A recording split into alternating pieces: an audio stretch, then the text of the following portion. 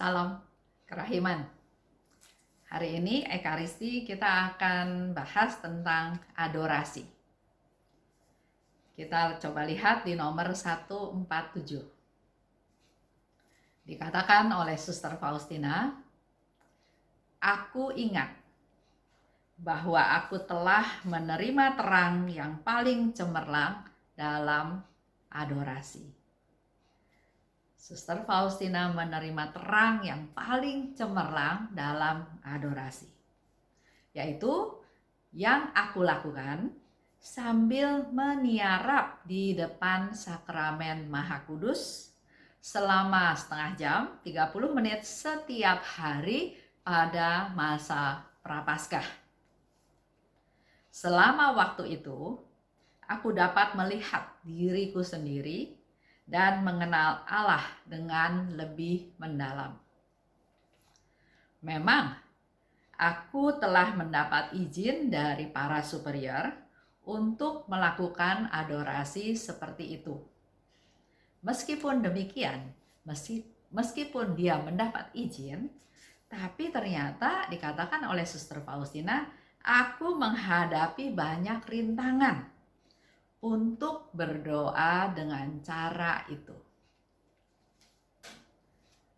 Tapi melalui rintangan itu dikatakan oleh Suster Faustina, biarlah jiwa menjadi sadar bahwa untuk berdoa dan untuk bertahan dalam doa, orang harus mempersenjatai diri dengan kesabaran dan berani menghadapi kesulitan lahiriah dan batiniah.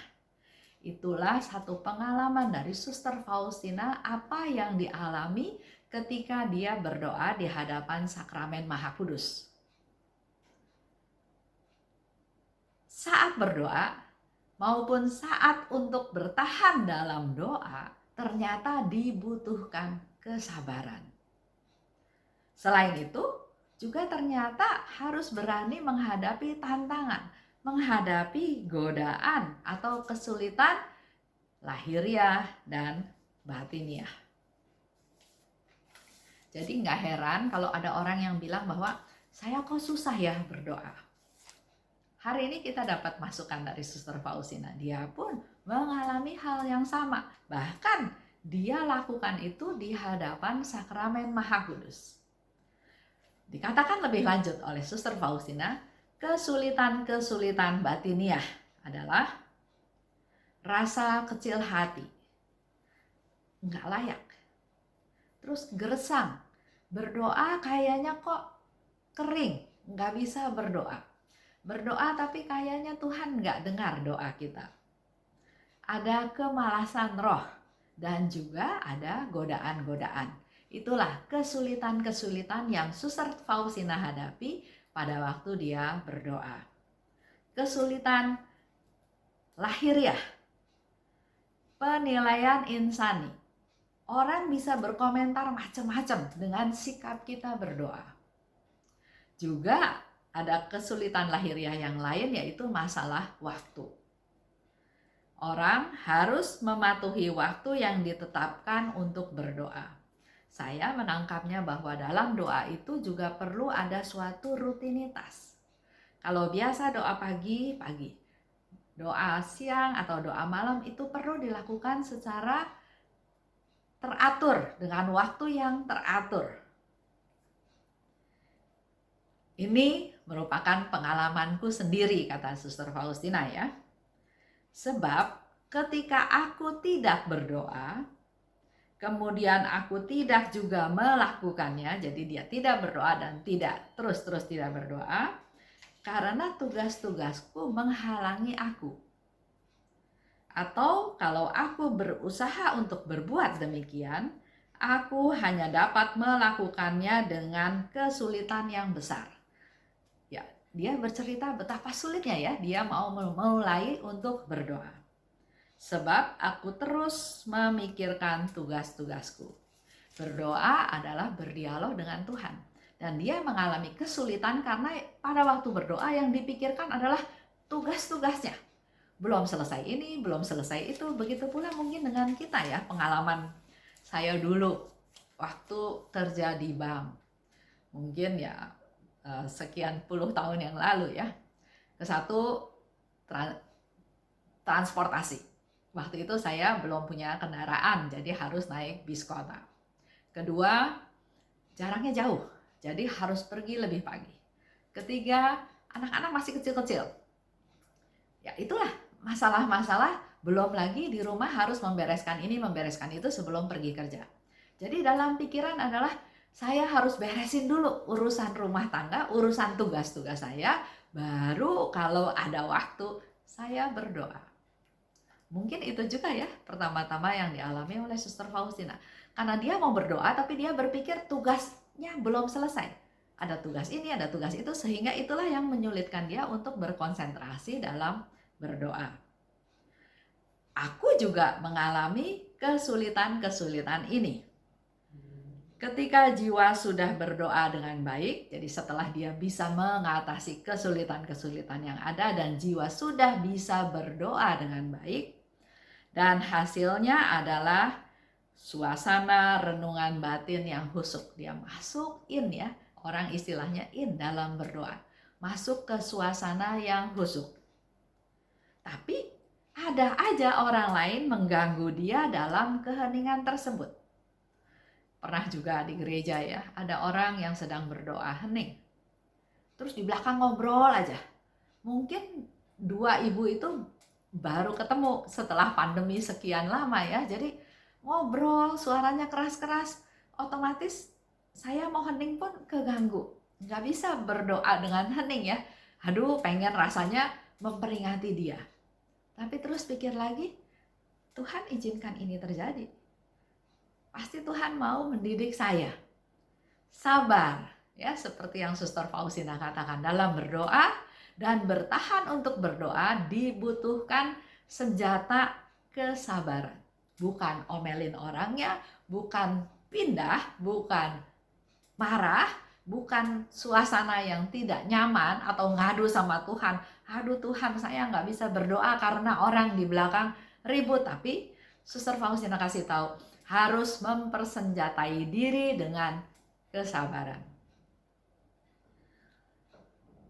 Maka jiwa harus bersabar untuk tetap bertahan dalam doa.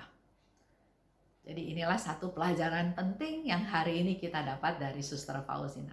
Dengan kesabaran kita harus tetap bertahan dalam berdoa.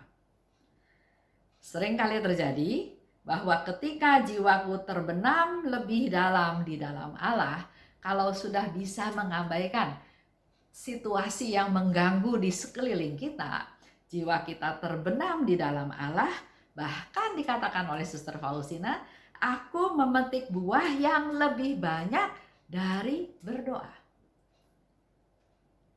Silahkan dipraktekkan. Kehadiran Allah menyertai aku sepanjang hari. Itulah buah yang dia dapat ya. Dan dalam bekerja, aku memberikan perhatian, ketelitian, dan usaha yang lebih besar pada tugasku. Tapi justru pada saat seperti inilah, biasanya aku menemukan teguran yang paling banyak karena lalai dalam tugasku dan tidak peduli akan suatu pun. Suster Faustina sharing apa yang dialami dalam batinnya, tapi apa yang dialami secara tersurat.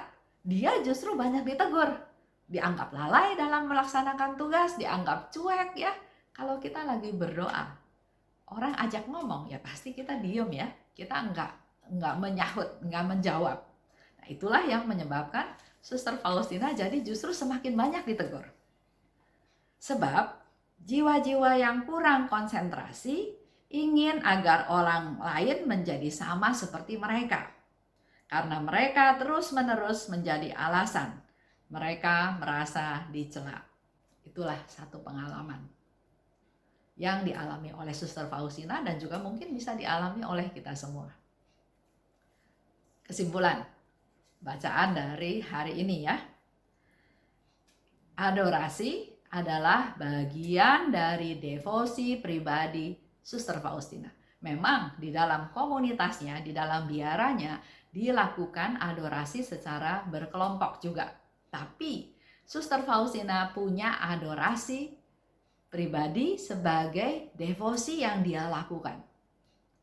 Begitu pula dengan kita kan, ada banyak orang di gereja pergi ke perayaan Ekaristi, tapi ada yang setelah selesai misa, mereka pergi ke ruang adorasi. Lebih mengkhususkan diri ada bersama dengan Tuhan.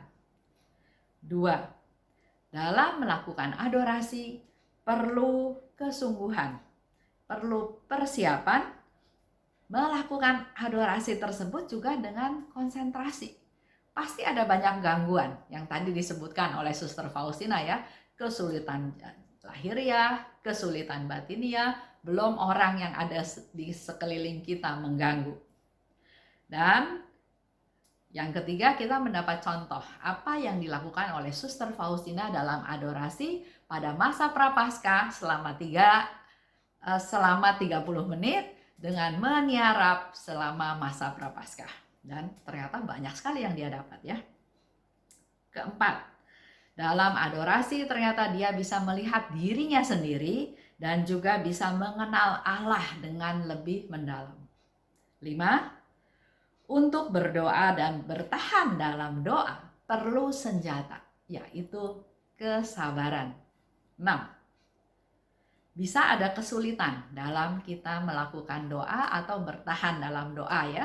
Kesulitan lahiriah, kesulitan batiniah. Tapi itu bukan untuk dihindari, harus berani dihadapi. 7.